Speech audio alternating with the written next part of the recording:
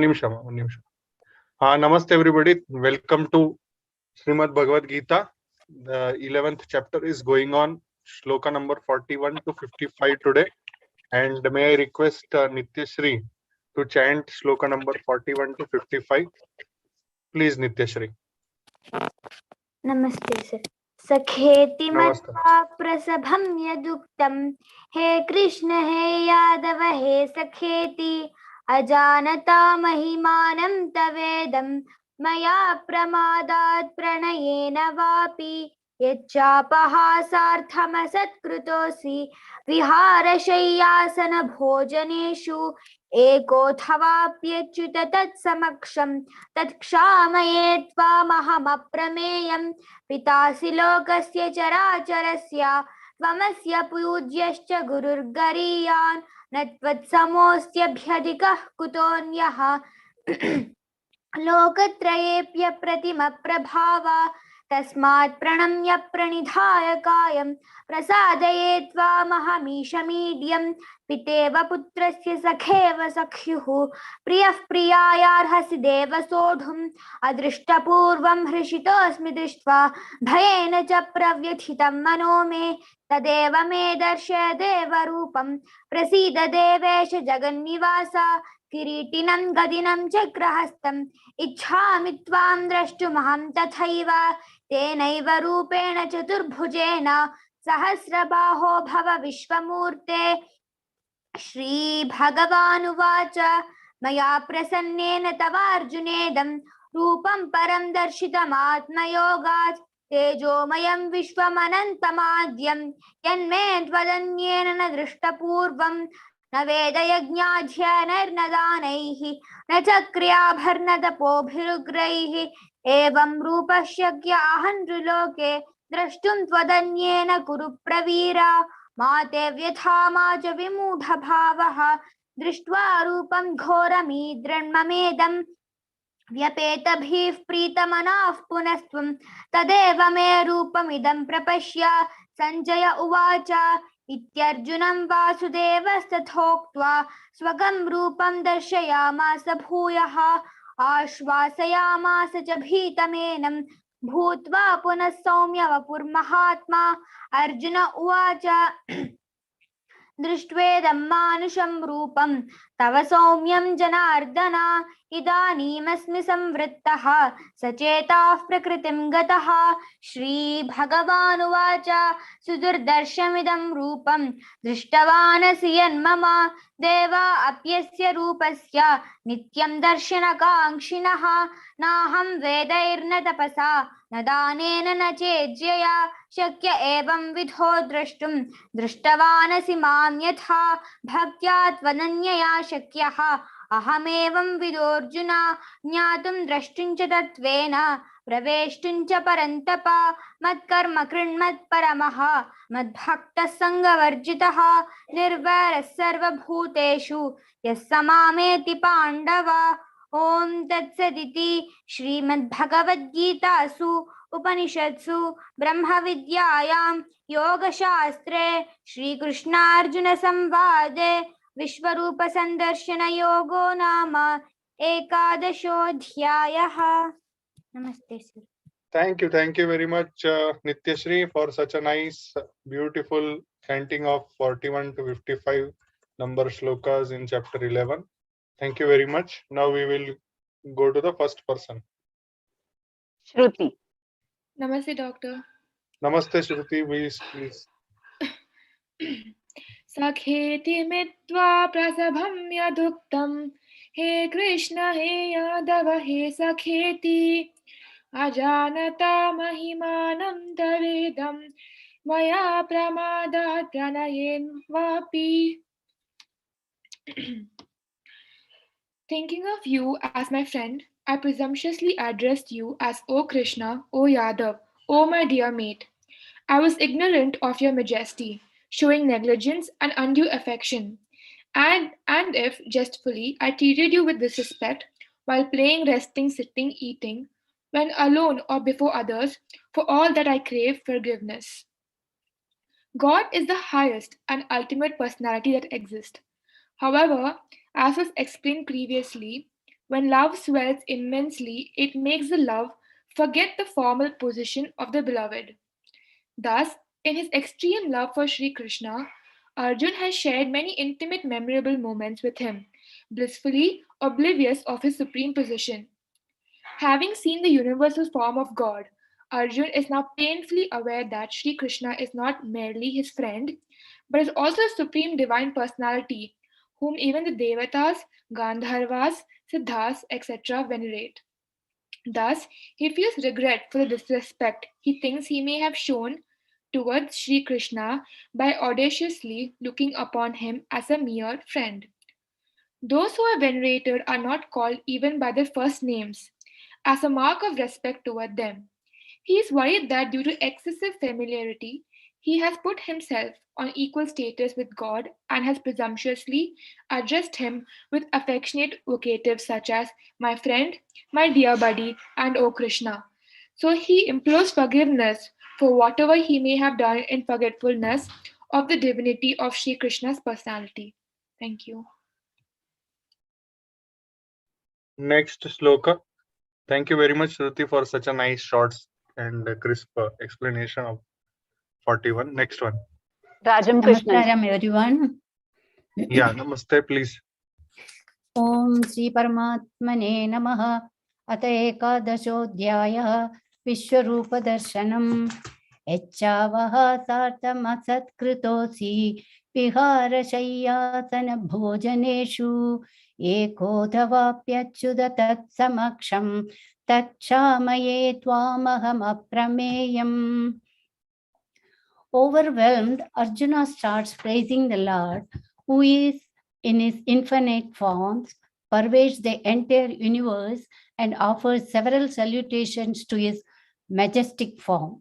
He also begs for forgiveness to Krishna for any offenses or acts of disrespect he may have committed in ignorance, considering him to be a mere human. Arjuna then pleads the Lord for his grace and requests him to take a pleasing form. Declaring the unparalleled supremacy of God, Arjuna says, ignorant of this greatness of yours and thinking you only to be a friend, the way in which I have wantonly addressed you, either through heedlessness or even affection as Krishna, Yadava, friend, and so on, and the way in which you have been slighted by me in just while playing, reposing in bed, sitting or dining, either alone or in the presence of others, I crave forgiveness for all that from you, who are infinite, O infallible Lord. Thank you. Namaste. Thank you very much. So whenever one reads these two shlokas, one very important scenario, which, see, Bhagavad Gita is not about just chanting these shlokas and just glory of the God, glory of the God. No, it is a manual of life. So what do you think? Like, just one or two people can try. What do you think? What is its implication in our contemporary period? Or what do you think that what we as human beings do a mistake? Or through this scenario, what hypocrisy you find in our lives? Okay, Pihu, tell. Sir, as far as these two shlokas are concerned, what I am seeing is कि जो लोग हमारे सबसे ज्यादा close होते हैं, हमारे dear ones होते हैं, उनको जो है हम mistreat जो है बहुत easily कर लेते हैं. That is the Very tendency. nice. और यहाँ पे Very भी nice. That is ऐसे one ही very हुआ है. beautiful, which I was means like I have one another aspect of this thing. You continue. You finish your perspective. Yeah. Yes, It's a very sir. nice तो उसका perspective. यही है कि मतलब जब लोग हमारे बहुत क्लोज होते हैं ना, तो मतलब वो एक्चुअली कितने महान हैं या कितने अच्छे हैं, मतलब वो उनका जो एक अस्तित्व होता है ना, हम उसको भूल जाते हैं और हम उनको क्या समझते हैं, वो जो है टोटली डिफरेंट हो जाता है. और इसमें बहुत ये ज्यादा रहता है कि हम लोग जो है उनको मिसट्रीट कर लेते हैं और उनका जो एक्चुअल रूप होता है उसको जो है हम समझ नहीं पाते. और यहाँ पे भी ऐसे ही हुआ है कि जो अर्जुन है, भगवान श्री कृष्ण स्वयं उनके साथ हैं, लेकिन फिर भी कई बार क्या है जो उनका उपहास कर लेते हैं इसी चीज में, चाहे मतलब एज में या कैसे भी कई बार हम लोग कर जाते हैं। तो ऐसे ही है जो श्री कृष्ण का जो है, अर्जुन कई बार खेल खेल में या इग्नोरेंस में उनका उपहास कर चुके हैं, और जब वो जान गए हैं कि जो श्री कृष्ण है वो स्वयं भगवान है, तो इससे थोड़ा सा वो भयभीत हो गए हैं। तो हमें ये देखना चाहिए कि कोई भी किसी को भी लाइफ में जो है हमें फॉर ग्रांटेड नहीं लेना चाहिए, चाहे वो हमारा करीबी है, चाहे हम उसको जानते हैं चाहे नहीं जानते हैं। एक रिस्पेक्ट जो है हमें हमेशा मेंटेन करके रखनी चाहिए, क्योंकि मेरी लाइफ में भी मैंने ऐसी गलती की है, बट आई होप कि मैं आगे से नहीं करूँ।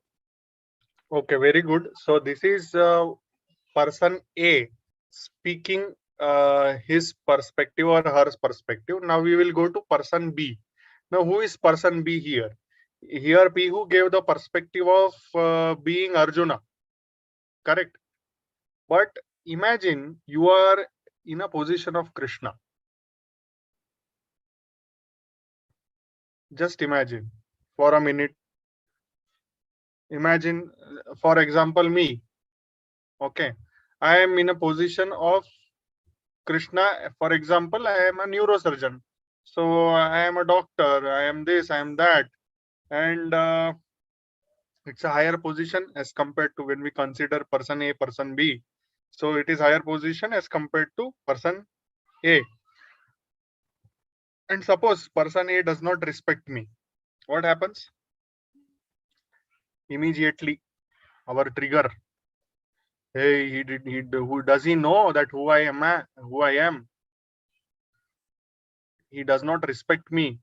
He or she does not respect me. They don't know who I am, but still they are just misbehaving with me. And maybe if some ill treats, sometimes we may fight off, or sometimes we may just stop speaking. Correct? But Krishna, being the supreme consciousness, does not do that. So here, Krishna has two qualities. That is what we are understanding here. One quality which led Arjuna to underestimate him, to just treat him as a friend. And then another quality is what makes Krishna Krishna. Okay, what do you mean by that? One quality makes him not respond to the external disrespect, external whatever nonsense happens, that is sublimated completely. Another quality is Krishna is able to externally continue as a friend and as an advisor and as whatnot. So here we need to understand that these two qualities are extremely important. Now in our case also, no, what happens? Something is going on in our mind. Inside we are totally devastated, but outside we are hero. Outside we are all successful, and we are so charming. We are a motivation to so many others, and we just continue in that duality. So that internal nature is Atman, and then external is our behavior, whatever behavior we do. So internally, what we need, what qualities we need, is we need that um, we need that steadiness, we need that silence, we need that non-attachment, we need that impartiality towards everybody internally, and we need to be very what do I say, inert is a very good word for that. And then that internally we should be able to get rid of that ahankar, that ego, that me, I, me, mine, and all these things. And then when we reach that, we automatically we try to not change our true state. We try to not develop too many desires. We become devoid of desires. Whether anybody respects me or not, I am going to continue on my path. It's not that people praise me for doing these yoga classes or Bhagavad Gita classes or continuing these lectures and this and that. No, I just enjoy. Um Getting rid of that kama, krodha, mada, moha, lobha, matsarya, and it requires that internal integrity. It requires that inert atmosphere inside. Then only we will be able to become Krishna, what Krishna is. Here it's not about just praising Krishna, it's about becoming Krishna. And that is where now becoming Krishna comes the external aspect. When we talk about external aspect, so it's not just internally this processing going on and we get stuck. Externally, this person who is like internally not having any desires, externally the same person strives to fulfill each and every person's desire around him, and externally that person enjoys performing all the right duties, enjoys the performing of all the actions which are good for the future and good for the humanity. Also keeps aside the desires of self, but always gives value and gives time to other people's dreams and goals and helps them out. So that is what is Bhagavan Sri Krishna. I hope that I am able to put it in a contemporary manner where we all understand that it's not just praising Krishna,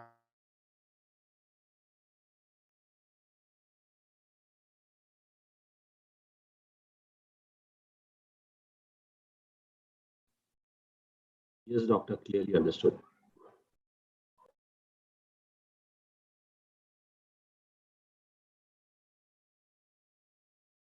Doctor, if I may add, maybe maybe something we within this meaning is we also try to look for a God as a very cosmic form, but we tend to forget the people around us who are trying to help us are also in the form of Krishna. Yeah, so maybe this is also maybe a subtle meaning of this. That's something which I thought just contemplate on this with you. Next, we have Alka Ranjan. Namaste everyone. Pitasi lokasya characarasya tamasya pujasya guru guryana na tatsamostabhyadikah kutanyo loktrayapya pratima prabhava. So in this shlok, Arjun is saying, you are the father of this universe, of all that is moving and non-moving. You are most worthy of worship and the greatest teacher among teachers. There is none like you. How could anyone be superior than you in all the three worlds, O one of immeasurable impact? So Arjun is here describing the characteristics of an ideal parent in this shloka. Who is an ideal parent? Any parent who provides physical, emotional nourishment to his child. But they also become greatest gurus, greatest teachers. So when parents teach the right knowledge and values, they become worthy of being worshipped by their children. Symbolically speaking, Ishwar is the ideal parent because he is the ultimate cause of this universe that is made up of sentient and insentient objects. Arjuna is also referring Ishwar as the ultimate overlord of the three worlds. We normally think of the world as heaven, hell, and earth, but there is another three states in which we exist. We exist in the waking state, where our intellect, our faculty of logic and reason is active. In the night, we go into our dream state, where our intellect is shut off, but our mind creates whole new dream world. We then go into a state of deep sleep, where neither the mind nor the intellect functions. Though we keep going through all these states daily, the sense that I exist is common. Mandukya Upanishad uses this analysis to reveal the nature of the eternal essence. Here, Arjun asserts that Ishwar is with us as the I am principle in all these three states of waking, dream, and deep sleep. To this great being, Arjun surrenders his ego by declaring that there is nothing else in the entire universe like Ishvara. Thank you. Thank you very much, Alkaji. I was disconnected because of some internet issue, but I could hear some ending remarks. Thank you very much for your short and sweet explanation. Now we will move on to the 44th. Godamani. Namaste, Doctor. Namaste, Namaste, everyone. Godamani ji. Yeah. Umay, that 42nd and 41st sloka, you were able to hear everything, or did I got cut off in between? No, Doctor, we are able to hear. Okay, thank you. Yeah. Om Paramatmane Namaha. 11th chapter, Vishwarupa Darshana. I'm chanting 44th shloka. Tasmat pranamya pranitaya kayam prasadaye tvamahamishamidhyam piteva putrasya sakeva sakyuhu priyaya priyaha priyaya arhasi deva sodum. Meaning of this shloka. Therefore, O God, offering my body fully in your feet, prostrating before you, and saluting in reverence, request the worshipable you, God, to be gracious.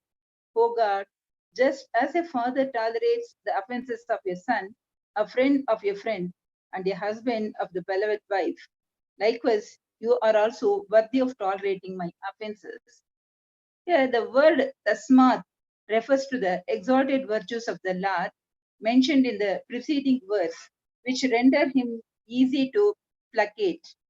In other words, the incomparable greatness and glory possessed by the Lord were such as made it incumbent on him to take pity on and be favorably disposed towards a distressed soul like Arjuna, who had taken shelter under him.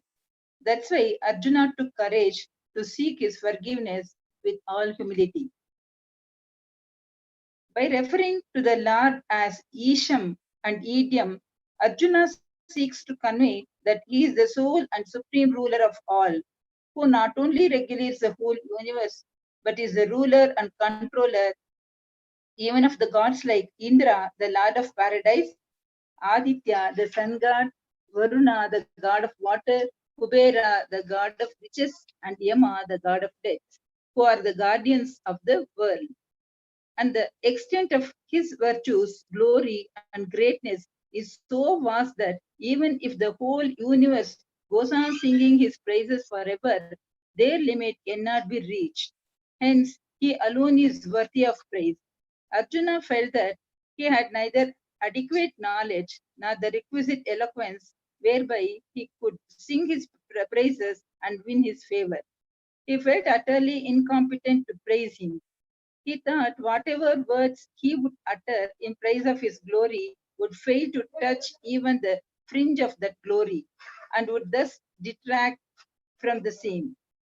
Hence, the only course left to him was to throw himself at his feet like a log of wood, that is, bow to him with all his limbs and seek his favor through the grace of the dust of his feet.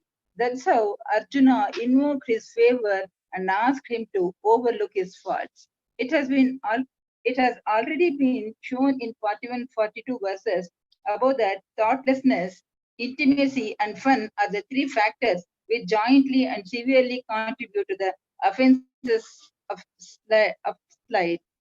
By, by citing the example of father and son, friend and friend, and a husband and a wife, Arjuna requests the Lord to condone all his lapses attributable to any of the three causes mentioned above. That is to say, just as a father forgives the fault of his son committed out of ignorance and thoughtlessness, a friend puts up with the indignities heaped on him by his friend in a spirit of fun, and a husband condones the lapses of his wife occasioned by intimacy. Arjuna expects the Lord to forgive all his faults proceedings from the three causes mentioned above. Sarvam Shri Krishna Arpanam. Thank you, Doctor. Thank you very much. Once again, coming back to 21st century. Here we need to understand very important. Here, like just 44 shloka only I will take as a reference. Piteva putrasya. So father is always supposed to forgive son. And sakheva sakyuhu. So same way, friend is always supposed to forgive the friend. Priyaha priyayarhasi means the lover has to always forget and forgive the beloved. So these three are very important in our life also. As a father, we should be ready to forgive our children. As friend, we should be ready to forgive our other friends. And as wife or as husband, we should be ready to forgive the mistakes of our spouse. It's extremely important. And here forgiveness, as we are talking about, and as Arjun is asking forgiveness, we should know that seeking forgiveness requires one very important aspect. Can anybody tell that what is that important aspect of asking forgiveness? What is that important? One word answer, one word. What is the one word for asking forgiveness? Anybody? Repentance. Huh? Repentance. What is it? Repenting. Repenting If I repent only, I will ask for forgiveness, right? means Of my can you mistake. explain as an example? See, when I make a mistake, I repent of my mistake, or I accept that mistake. Only then I'll be able to ask for forgiveness. So this one word is very important. Acceptance of the fault. If you accept, then only you will be able to ask for forgiveness. And if you have done this before with yourself and with others, then only you will be able to forgive others. Otherwise, if you are not able to forgive yourself, you will not be able to forgive others. Here, a very important aspect, if we all need to take notes from this example of Bhagavan Sri Krishna and Arjuna, is that we should always seek the truth. We should have open-mindedness to accept our faults. We should always try to find the truth. We should always be ready to listen to our friend. Till this chapter, Bhagavan Sri Krishna was friend of Arjuna, not some Vishwarupa, not some god. He was just a friend. And Arjuna was ready to discuss with his friend about his problem, about his depression, about his anxiety, which he had entered into after entering into the war field. And one more aspect of this, now we are in the 11th chapter. We always are understanding that the important qualities of human beings, important qualities, divine qualities, which are being mentioned in Bhagavad Gita, need to be the references, need to be the parameters on which we should draw our life. And finally, we should come out of the ordinariness of life. We should not settle to something which is just mediocre. We should try to refine. We all are born mediocre. We are all born like empty discs, empty hard discs. But at the end of our life, what we are entering into those hard disks? Are we storing some bogus movies, or are we storing very important literature, very important aspects of life, very beautiful photos of the world, very beautiful videos of the world, very beautiful memories of our lives? That we have to decide. And that can only happen with introspection, with acceptance of our mistakes. Thank you very much. Next one. Hare Krishna. Om Shri Paramatmane Namaha. At Shri Bhagavad Gita Ekadasho Adhyayah Vishwarupa Darshana Yoga. Shloka number 45. अदृश्य पूर्वं ऋषितोऽस्मि दृष्ट्वा भयेन च प्रव्यथितं मनो मे तद्देव मे दृश्य देव रूपम प्रसिद्ध देव जगत निवास। पहले कभी न देखे गए आपके इस विराट रूप का दर्शन करके मैं पुलकित हो रहा हूँ, किंतु साथ ही मेरा मन भयभीत भी हो रहा है। अतः आप मुझ पर कृपा करें और हे देवेश, हे जगन निवास, अपना पुरुषोत्तम भगवत रूप पुनः दिखाएं। अर्जुन को कृष्ण पर विश्वास है क्योंकि वह उनका प्रिय मित्र है और मित्र रूप में वह अपने मित्र के ऐश्वर्य को देख के अत्यंत पुलकित हैं। अर्जुन ये देखकर अत्यंत प्रसन्न है कि उसके मित्र श्री कृष्ण भगवान हैं और वे ऐसा विराट रूप प्रदर्शित कर सकते हैं, किंतु साथ ही वह इस विराट रूप को देखकर भयभीत है और उनसे अनन्य मैत्री भाव के कारण कृष्ण के प्रति जो उसने अनेक अपराध किए हैं, इसलिए वे पिछले कुछ श्लोकों में उनसे क्षमा याचना भी कर रहे हैं। इस प्रकार भयवश उसका मन विचलित है, यद्यपि भयभीत होने का कोई कारण नहीं है। अतएव अर्जुन श्री कृष्ण से प्रार्थना करते हैं कि वे उन्हें अपना नारायण रूप दिखाएं, क्योंकि श्री कृष्ण कोई भी रूप धारण कर सकते हैं। उन्होंने अभी अर्जुन को अपना विराट रूप दिखाया, लेकिन अभी अर्जुन जो है भयभीत होकर उनसे प्रार्थना कर रहे हैं कि वे पुनः उन्हें अपना चतुर्भुज नारायण रूप जो है वह दिखाएं। धन्यवाद। श्री कृष्ण अर्पणम अस्तु। हरे कृष्ण। नेक्स्ट इज गौतम जी।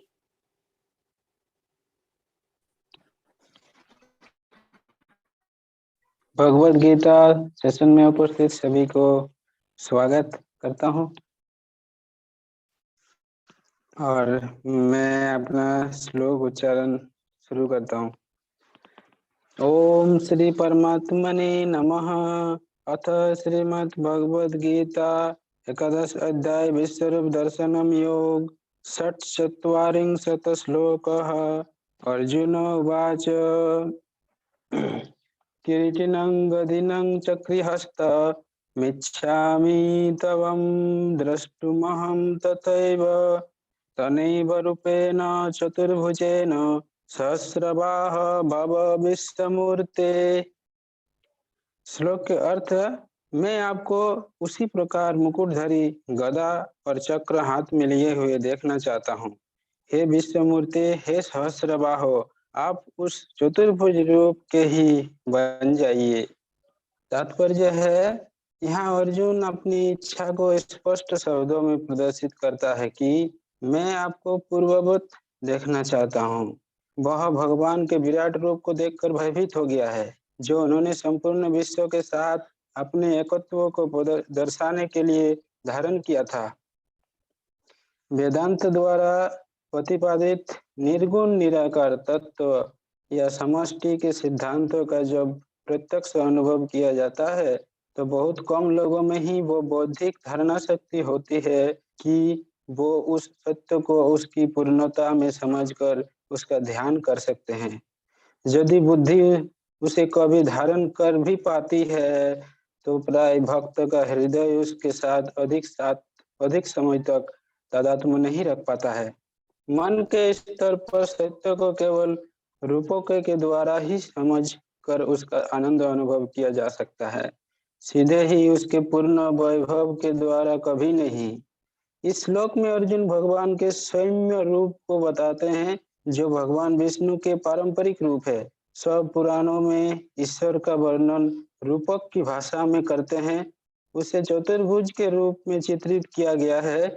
शरीर शास्त्रों के विद्यार्थियों को यह कोई प्रकृति की असाधारण निर्मित ही प्रतीत हो सकता है।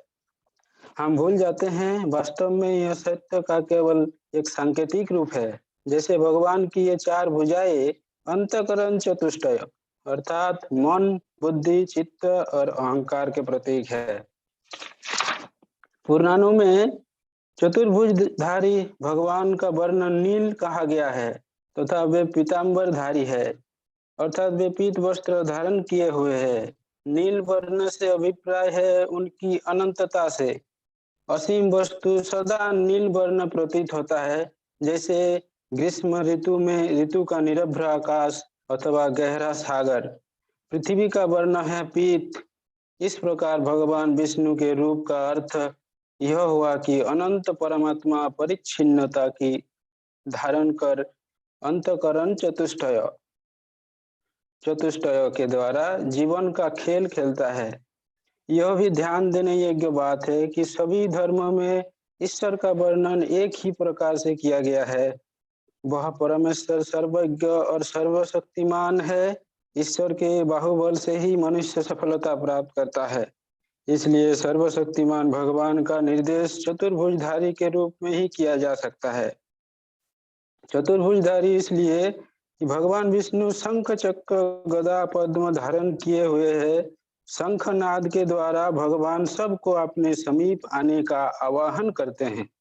यदि मनुष्य को अपने हृदय के श्रेष्ठ भावना रूपी शंखनाद के आवाहन को अनुसुना करते हैं तो दुख के रूप में उस पर गदा का आघात होता है। इतने पर भी मनुष्य अपने में सुधार नहीं लाता है तो अंतिम परिणाम है चक्र के द्वारा शिरच्छेद, अर्थात परम पुरुषार्थ की अप्राप्ति रूप नाश। इसके विपरीत यदि कोई मनुष्य दिव्य जीवन का आवाहन सुन के उनका अनुसरण करता है या पूर्ण अनुकरण करता है तो उसे पद्म अर्थात कमल की प्राप्ति होती है। हिंदू धर्म में कमल पुष्प आध्यात्मिक पूर्णता एवं शांति का प्रतीक है। भारतीय संस्कृति में यह सुख समृद्धि का भी प्रतीक है।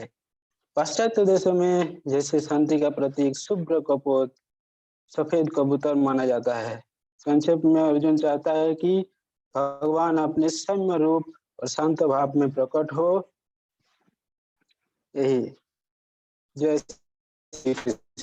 सर्वम Shri Krishna अर्पणमस्तु। Thank you very much, both Piyu and Gautam. Thank you very much for your very nice, interesting explanation. Here, just only one thing. Can you tell me, in addition to being feeling the fear of Vishwarupa, what was one more very interesting feeling which Arjun might be having? Suppose you are at Arjun's place.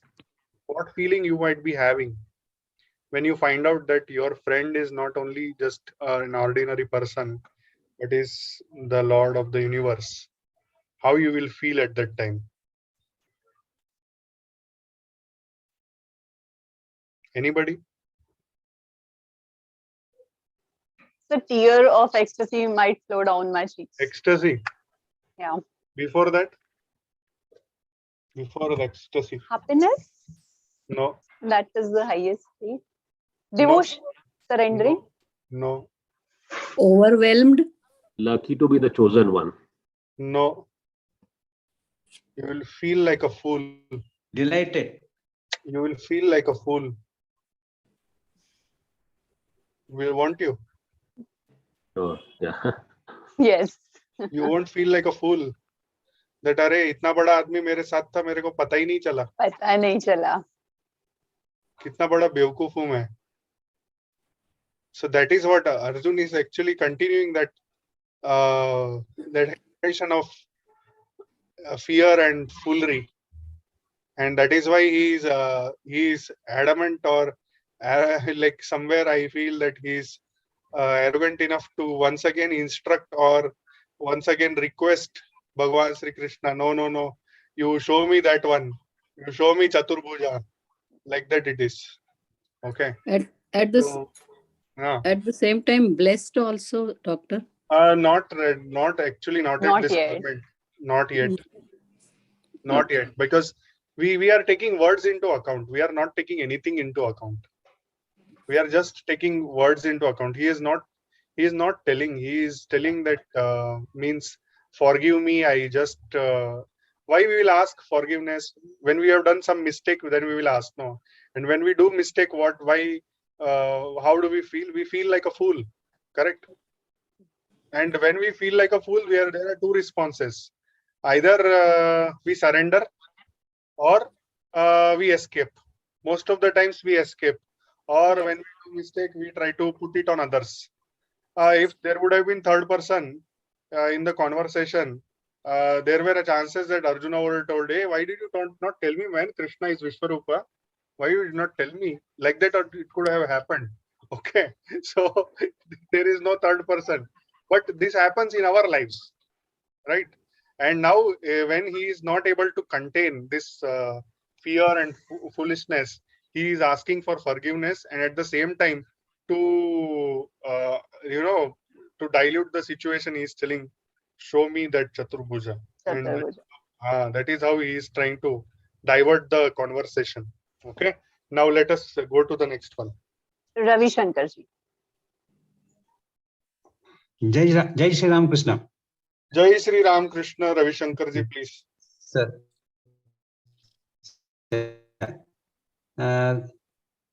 Shri Bhagavan Uvacha Maya Prasannena Tavarjunedam Rupam Param Darshitamatma Yogat Tejomayam Vishwamanantamatyam Yanme Tvadannena Nadusta Purvam. The Blessed Lord said, Arjun, being pleased with you by my Yogamaya power, I gave you a vision of my resplendent, that is attractive or colorful, unlimited and primeval cosmic form. No one before you has ever seen it. Since Ravi Shankar ji, you have to come to a better network. Your voice is getting cut. He got disconnected, most probably. Is it? But because he was very pleased with Arjun. Ravi Shankar ji, we were not able to hear your voice for last 15-20 seconds. I will repeat, sir. Yeah, please. The blessed Lord said, Arjun, now you can hear, sir? We can clearly, yeah. The blessed Lord said, Arjun, being pleased with you by my yoga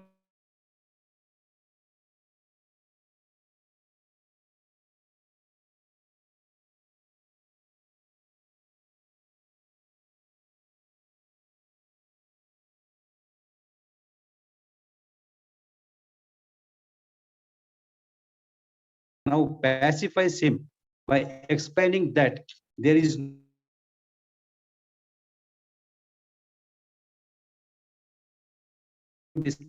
he had bestowed a vision of his universal form by his grace, not as a form, but as a figure of speech. To stress how rare it is to see it. Although Duryodhan and Ashoda were also given a glimpse of the universal form, it was not to this intensity, depth, and magnitude. Sri Krishna bestowed this dry vision upon Arjun with the help of his Yogamaya energy. This is the divine, all-powerful energy of God. It is by virtue of this Yogamaya energy that God can do the possible, the impossible, and the contradictory at the same time. This divine power of God also manifests in the personal form and is worshipped in the Hindu tradition as the divine mother of the universe in the form of Radha, Durga, Lakshmi, Kali, Sita, and Parvati, etc. Harihi Om Tasat Sri Ramakrishna Arpanamastu. Thank you very much, Ravi Shankar ji. Now we will move on to the next shloka. Thank you, sir. Ashwini ji. Yeah. Gurubhyo Namaha Sri Paramatmane Namaha Srimad Bhagavad Gita Atha Ekadashodhyayah Shloka 48. Na Veda Yajnadhyayanairna Danairna Na Chakriyabhirna Tapobhirugraihi Evam Rupa Shakya Aham Nruloke Drashtum Tyanda Nena Kuru Pravira. O best of Kurva warriors, no one before you has ever seen this universal form of mine. For neither by studying the Vedas, nor by performing sacrifice, nor by charities or similar activities can this form be seen. Only you have seen this. The divine vision in this connection should be clearly understood. The logic behind this is very straightforward. Our physical eyes are made from matter, and hence all that we see is also material, maternal, material. The Supreme Lord is non-material. He is divine. To have a vision of this divine, from we need divine eyes. When God bestows his grace upon the soul, he adds his divine power to our material eyes, and only then we can see him.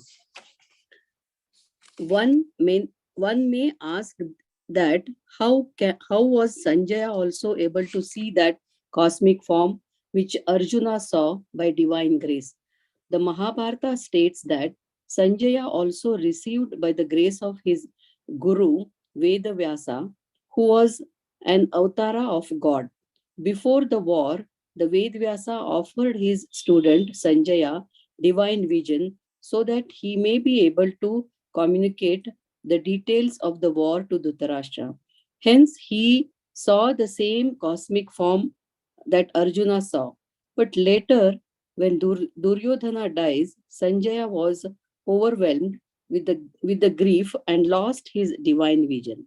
Sri Krishna Arpanamastu.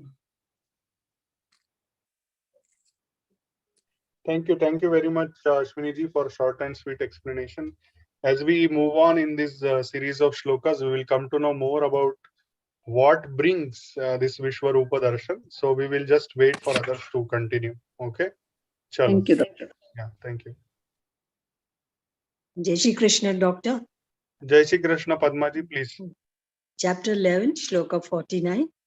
Mate vyathama cha vimudha bhavo drishta rupam ghoramitrum idam vyatepa bhihi pritamanaha punastam tadeva me rupamidam prapasya. Sri Krishna knew that Arjuna would be frightened by his cosmic form. So he says, don't worry, remove all your fear, for I am your friend, charioteer, and companion. I am the same person. See your familiar form of me. In the beginning of Bhagavad Gita, Arjuna was worried about killing his own grandfather Bhishma and his guru Dronacharya. Krishna explains to Arjuna that he need not worry about that because they were already killed by their own karmas. Sri Krishna showed his Vishwarupa to show this scene where they are already killed by him. On seeing the universal form, Arjuna was frightened and wanted to see the original two-armed form, the original friendly form, so he could shower his affection to his friend in a friendly way. Om Tat Sat. Very nice. Thank you very much, Padmaji, for short and sweet explanation. Here, if you see Bhagwan Sri Krishna is trying to console him, and he is telling that don't feel fear, don't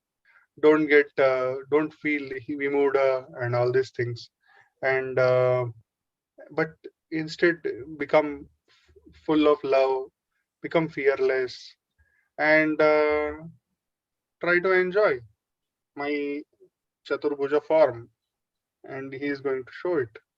Okay, so let us go to the next shloka. Thank you. Ravi Shankar ji. Namaste everyone.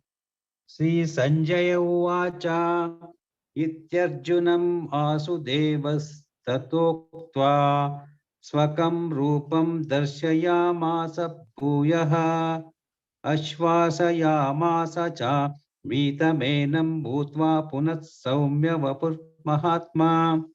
Sanjaya said, having spoken thus, the compassionate son of Vasudev, displayed his personal form, that is four-armed form again, and then further consoled the frightened Arjun by assuming his gentle form, that is two-armed form. Sri Krishna hides the vision of his cosmic form and manifested before Arjun in his four-armed form, which is adorned with a golden diadem, that is crown, disc, mace, and lotus flower. It is the repository of all divine affluences such as majesty, omniscience, omnipotence, etc. The four-armed form of Sri Krishna evokes the sentiment of fear and deep respect, much like the sentiments of the citizens of a kingdom towards the king.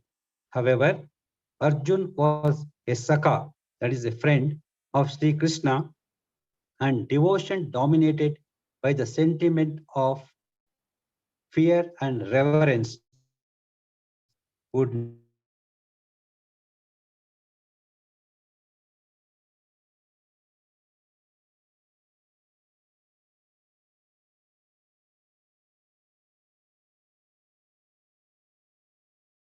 as a personal friend is infinitely sweeter than Aishwarya Bhakti, that is devotion where God is revered as the distant and Almighty Lord.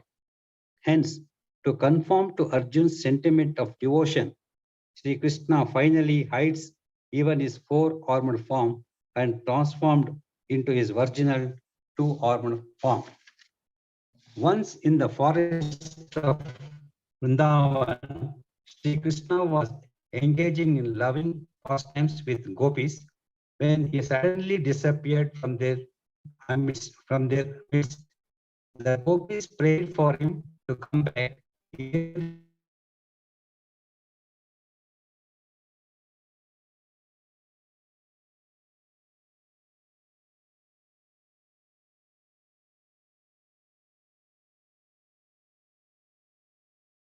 To spend any further time with him. They had been habituated to seeing the Supreme Lord Sri Krishna as their sole beloved, and this form of his as Lord Vishnu held no attraction for them. However, Radharani came onto the scene, and upon seeing her, Sri Krishna became overwhelmed in love for her and could no longer maintain his four-armed form. His two arms automatically disappeared and he returned to the most attractive two-armed form. Harihi Om Tassat Sri Ramakrishna Arpanamastu. Thank you, sir.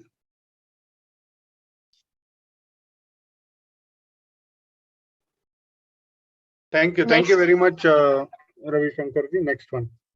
Thank you. Next, Godamani ji. Namaste, Doctor. Arjuna Namaste. Uvacha. This is 51st shloka of 11th chapter.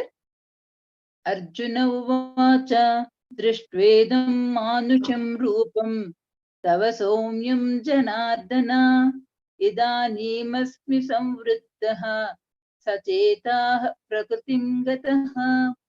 Arjuna said, Krishna, seeing this gentle human form of yours, I have regained my composure and I am my own self again. The last human form was exceptionally lovely, attractive, and gentle. And the gentle form mentioned in the preceding verses also referred to his human form. It was with the intention of bringing out this idea that the adjectives Soumyam and Manusham have been used with the substantive Rupam in the present verse. The sight of the Lord's cosmic body had aroused in the mind of Arjuna morbid feelings like fear, agony, and bewilderment, etc. Here, in the term Janardana, the word Ardha means one who moves or makes others move. Jana means one who moves people to heaven or hell. In other words, dispenses justice to evildoers. Another meaning of Janardana is one whom people ask for prosperity and well-being. Arjuna addresses Sri Krishna as Janardana prior to knowing that he was Ishvara. The use of the phrases Sachetaha, Samvritaha and Prakritim Gataha indicates the disappearance of those feelings. The intention is to show that the sight of the enchanting and lovely human form had restored his mental equilibrium. And morbidity is like fear, excitement, and shivering, etc., which had taken possession of his mind, senses, and body respectively, having now left him, he had recovered his normal state. Sarvam Shri Krishnarpanam. Thank you, Doctor. Thank you very much, Godamaniji. Let us move on to the next one. Prasad Rao sir. Hare Krishna. Om Hare Shri Krishna. Paramatmane Namaha. I'm going to chant both Shloka 52 and 53 together because they are interlinked and best explained both together.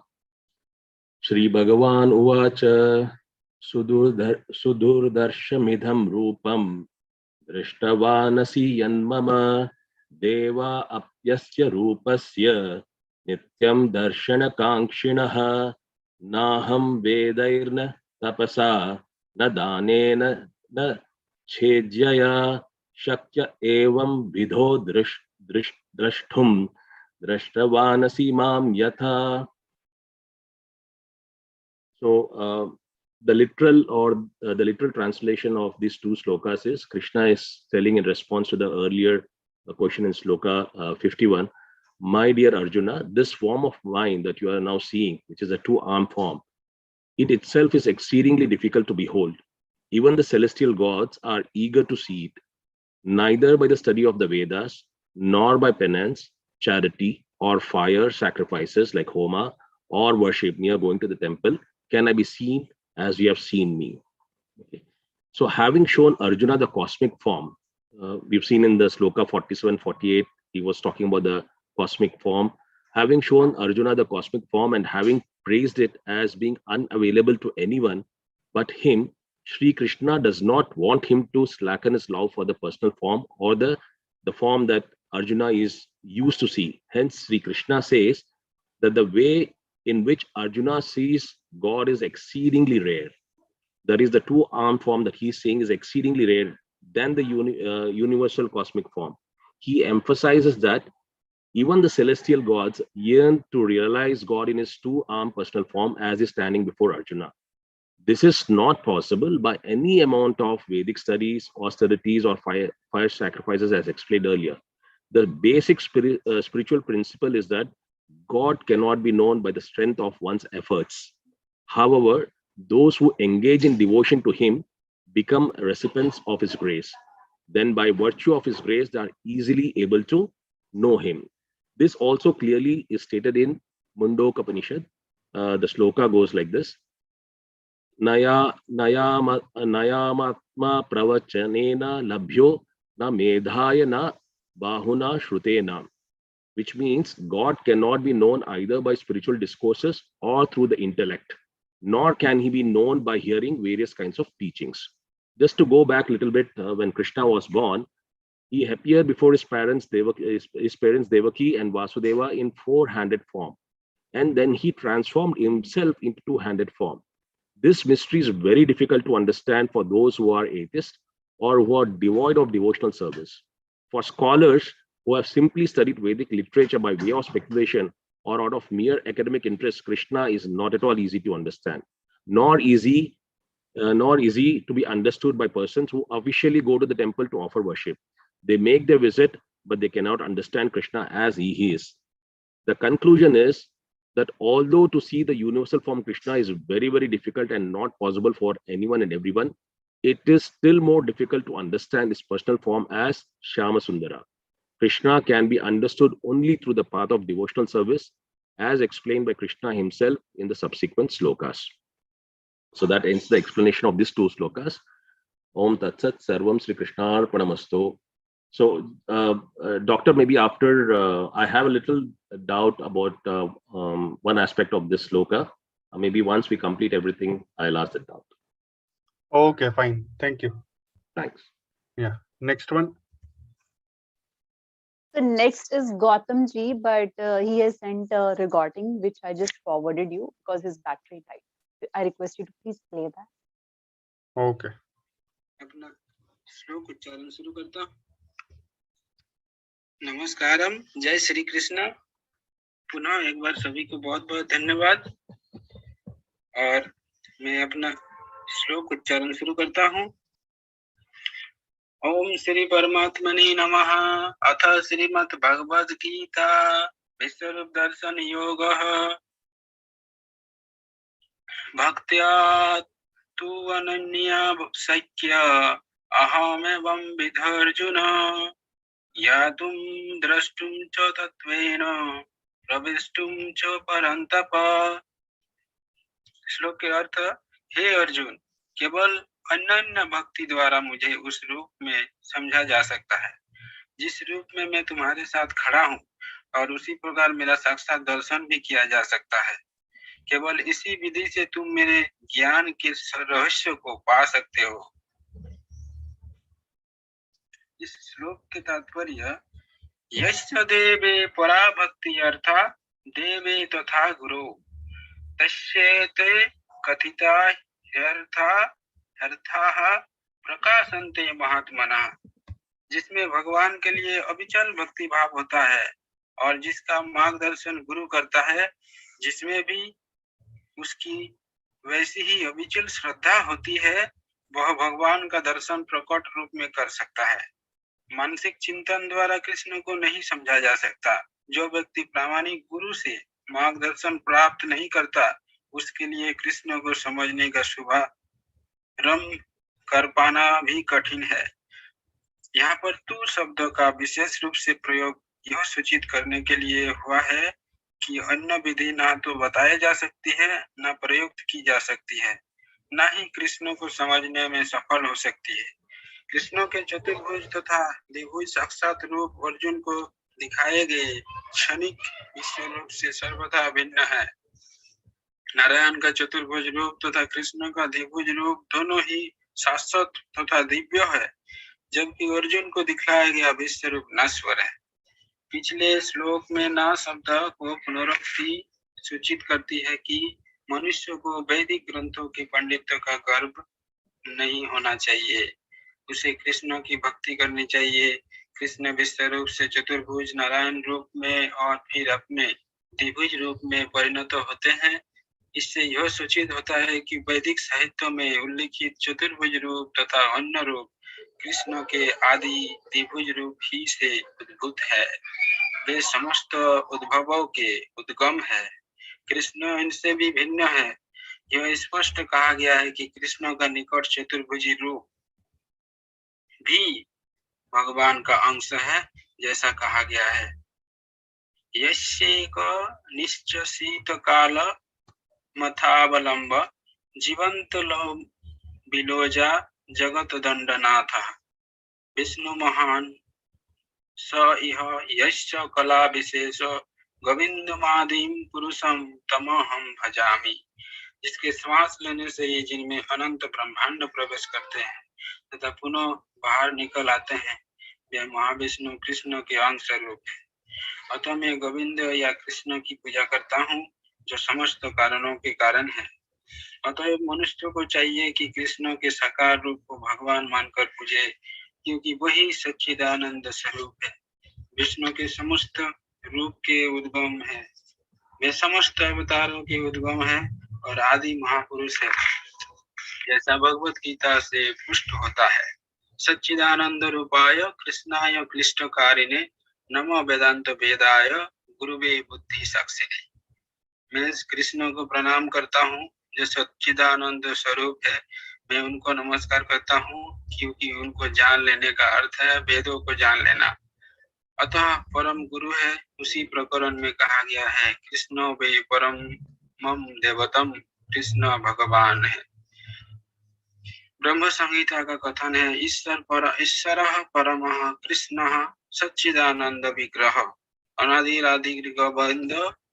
अनादिरादिर गोविंदः सर्व कारण कारणम। भगवान तो कृष्ण है, जो सच्चिदानंद स्वरूप है। उनका कोई आदि नहीं है, क्योंकि वे प्रत्येक वस्तु के आदि है। ये समस्त कारणों के कारण है। अन्यत्र भी कहा गया है, यत्रावतीर्ण कृष्णाय खम परम ब्रह्म नराकृति। भगवान एक व्यक्ति है, उसका नाम कृष्ण है और वह कभी कभी इस पृथ्वी पर अवतरित होता है। इस प्रकार श्रीमद् भागवत में भगवान के सभी अवतारों का वर्णन किया गया है और जिसमें कृष्ण का भी नाम है, किंतु तब यह कहा गया है कि यह कृष्ण ईश्वर के अवतार नहीं है, अपितु साक्षात भगवान है। एते जंस कलाह पुंसः कृष्णस्तु भगवान स्वयं। तो यहाँ पे अर्जुन ये समझने के बाद कहते हैं इस कि मैं समझ गया हूँ आप ही परम गुरु परमेश्वर अनादि रूप है और उन्होंने विश्व रूप देख के भयभीत हुआ जरूर था, लेकिन उसमें आसक्त नहीं हुआ था, क्योंकि भक्तों को भगवान का सरल एवं सुंदर रूप संतुष्ट हो जाते हैं और उनको कोई विशेष रूप की जरूरत नहीं पड़ता है। जय श्री कृष्ण। सर्वम श्री कृष्ण अर्पणमस्तु। ओके, तो अभी नेक्स्ट लास्ट श्लोक। पद्मावती। नमस्ते सर। हाँ नमस्ते अम्मा, प्लीज कंटिन्यू। मत्कर्म कृन्मत्परमः मद्भक्तः संगवर्जितः निर्वैरः सर्वभूतेषु यः स मामेति Pandava. What do we get as a reward for studying one of the longest chapters of the Gita? It is the concluding shloka of 11th chapter, which Shankaracharya considers the essence of the entire Bhagavad Gita. Shri Krishna says that Ishvara can be attained by following 5 guidelines. Perform actions for the sake of Ishvara, fix Ishvara as the ultimate goal, observe single-pointed devotion to Ishvara, remain free from worldly attachments, do not harbor likes or dislikes. We have come across these themes throughout the Gita, but this is the first time that Shri Krishna reveals how they come together as a logical whole. First, he advises us to follow Karma Yoga, to perform selfless actions by dedicating them to Ishvara. He then advises us to fix Ishvara as the ultimate goal. This is the yoga of knowledge or Jnana Yoga. But we need something that propels us from Karma Yoga to Jnana Yoga. That is revealed as the third step, the yoga of devotion or Bhakti Yoga. None of these steps can be accomplished with a mind filled with the impurities of likes and dislikes that generate material attachment. These are addressed in 4th and 5th steps, which are freedom from worldly attachments as well as from likes and dislikes. Furthermore, all 5 steps are interconnected and strengthen each other. The mind cannot fully detach itself from everything. Like a child that drops attachment to toys and attached to higher ideals as an adult, Shri Krishna advises us to drop attachments to material things and develop attachment for Ishvara. When we begin to see everything as Ishvara and see ourselves as part of Ishvara, we will not generate feelings of dislike towards anyone or anything, just like we do not have enmity towards any part of our own body. This is the theme of this chapter, where the individual essence sees itself as part of the universal eternal essence. Sarvam Shri Krishna Arpanamastu. Thank you, sir. Thank you very much, Padmavati. But here, no, it's like when you said that we don't dislike any part of our body, I somewhat in this 21st century, I disagree with you. and many people, they undergo cosmetic surgeries and they hate many parts of their bodies. And because of that, they try to, even they hate their own face. So they undergo that face upliftment, plastic surgeries and all these things. So from where this came, we have to try to introspect. I leave it to all of you as an homework because already we are beyond our time. But anyhow, means I hope you understand that we are putting Bhagavad Gita as a manual, not as just something which is just to be mugged up or just to be memorized. Okay, so please think over it, that from when we started hating our body parts, we started uplifting the face and we started doing breast augmentation surgeries and weight reduction surgeries and so many other surgeries which we all know about. So that is one. And I think Parsat Ravji wanted to have some discussion over some shloka. So I am open to it. If you want to ask me, you can ask now. Yes, Doctor, thank you. This is again referring to the Shloka 52, 53, and also it was touched in many other Shlokas in the same chapter. So that here the subtle difference between the effort and devotion is what I think devotion is what is said to be the supreme. But then again, if if somebody is going to temple or worshipping the god or doing some austerities, that is also can be out of devotion, right? So how do we differentiate that this effort is not devotion and what devotion it is implied is something different? Because this effort is also, if I'm going to worship, I'm going out. If I'm going to temple, I'm going out of devotion. If I'm trying to donate, I'm trying to donate out of devotion, right? Most of the time, I'm saying. That's what, that is why when I was discussing, internal and external. I was discussing, internal form of internal thought process in Krishna as a god. That is why I brought that thing, because what we see is external. What is happening internally? That is where I was when I was speaking. I was telling that even if to the world I am some very charming person or I am very knowledgeable person, but inside myself, if I feel that no, I don't have knowledge, no, I am not doing this for others, I am doing this for myself, then that is not devotion, no. Yeah. So this like if I look at Mr. Prasad Rao and I tell no, he is a very devoted person, I have seen him donating money, I have seen him doing this thing, I have seen him visiting temples, that is my opinion.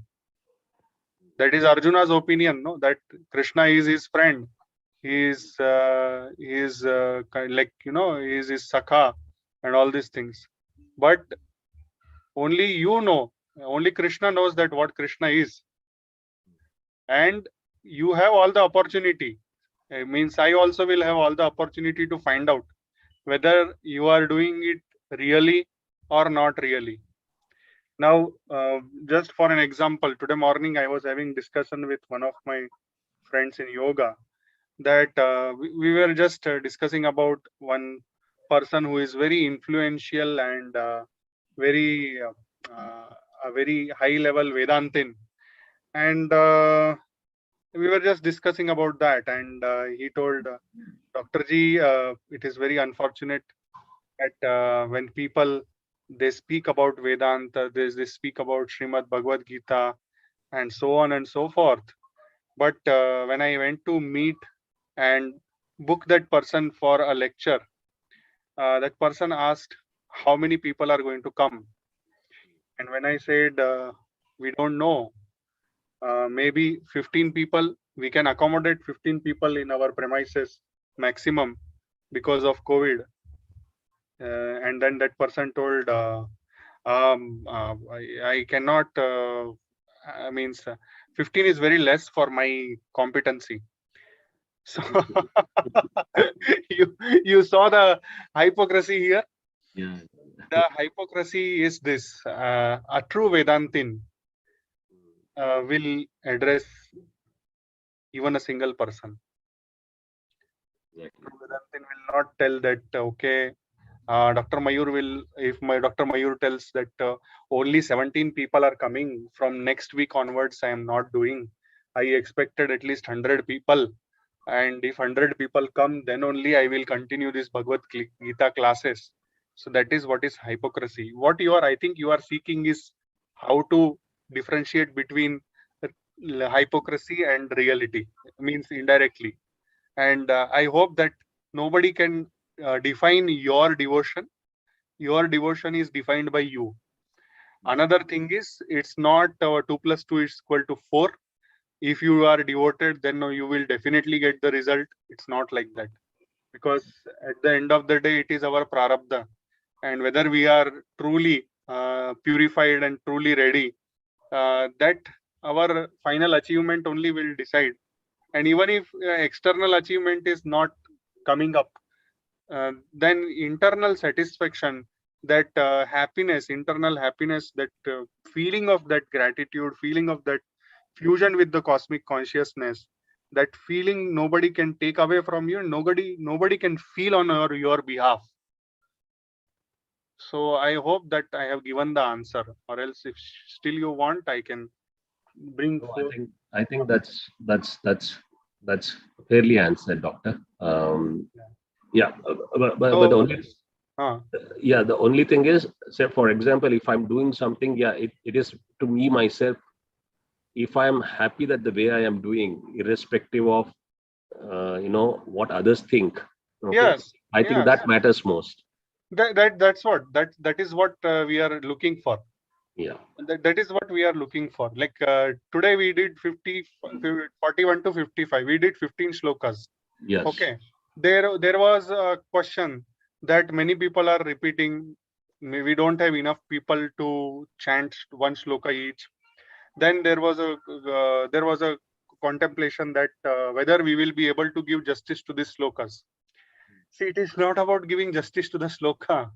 It is about whether out of these 15 shlokas, at least even one shloka, we are able to implement into our lives.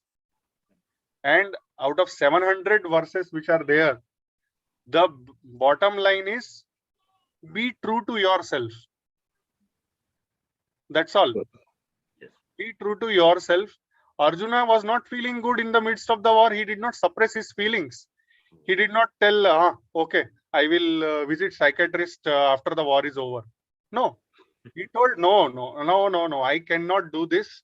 Even if there is a risk and there is a possibility that everybody is going to laugh at him, everybody is going to tell that, you are one pussy, and you are one you are one napunsak, and you are just running away from the war. No, he did not feel that. In the midst of the war, he kept off his gandiva and told, I am not feeling like waging this war.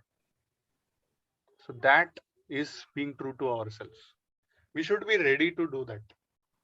And that is where is the true devotion. The devotion is not only external, that we go to temples, we do yagna, we do dhanam and all. It's internal also, no? It is internal also. We should be ready to give up our ego. We should be ready to give up our negative emotions. And we should be ready to be vulnerable. We should be ready to face the music when it comes. Most of us are not ready to. Most of us just want to avoid and run away. Even Arjuna also tried. No, that's why I told. No, he was making fool of himself. He told that I cannot tolerate this Vishwarupa. So many of you told no, they were ecstatic and all. If he was ecstatic, then why he was asking for discount? He told no, I don't want this enormous behavior. I don't want to see this enormous rupa. I want to see the milder version. I cannot handle this. So that is once again he being true to himself. He is telling, I cannot tolerate this. He is telling, and he is coming down. So we may judge him that he is coming down, but at the same time, we have to once again appreciate his truthfulness, that he is not able to tolerate this. Okay, I hope. Yes, sir. Yes, Doctor. Thank you very much. Thank you. Thanks. So always remember, adopt Namaskara Mudra, Omkar followed by Sarve Bhavantu Sukhinah. Om Sarve Bhavantu Sukhinah. Sarve Santu Niramaya. Sarve Bhadrani Pashyantu. Ma Kaschid Dukha Bhag Bhavet. Om Shanti Shanti Shanti. With your eyes closed, slowly take your hands back. Hold your right wrist with the left palm. Inhale, arch your back, look up. Exhale, bend from the root of the back, touch your forehead to the ground. Express gratitude to Mother Earth, Almighty, your parents and Guru. Slowly inhale and come up. Slowly release your hands. With few blinks, you may open your eyes. Thank you very much, everybody, for joining in. And I am very happy that with your company, I am able to continue on the path of learning Bhagavad Gita and discussing with all of you and trying to implement what has been taught in Srimad Bhagavad Gita from Bhagavan Sri Krishna to Arjuna. And yes, we will see you next week. Next week, we are going to discuss summary of this chapter. So we will have only two summaries. We will have only two summaries because the summaries are going to be long, and we will have two bhajans also. So if somebody is interested in bhajan, maybe more, we can have anybody who wants to volunteer can come in front and sing bhajan or anything, whatever they wish to do, apart from the two summaries. Okay. Thank you very much, everybody. Have a nice day. Have a nice evening. Shubharatri. See you next week. Thank you, Doctor. Dhanyavad. Thank you. Thank you. Thank you. धन्यवाद शुभरात्रि Hare Krishna. Shubharatri. Namaskar, Dhanyavad, Doctor. Hare Krishna. Dhanyavad everyone. Shubharatri. Shubharatri. Shubharatri, everybody.